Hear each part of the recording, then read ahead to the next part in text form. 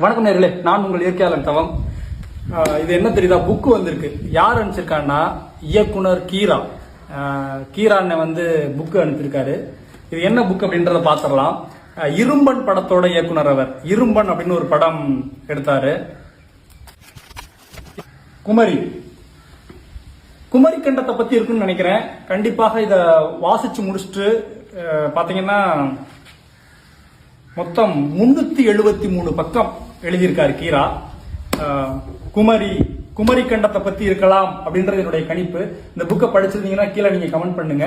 இந்த புத்தகத்தை பற்றியான முழு விமர்சனம் படித்து முடித்து விட்டு விரைவில் உங்களுக்காக அனுப்புகிறேன்.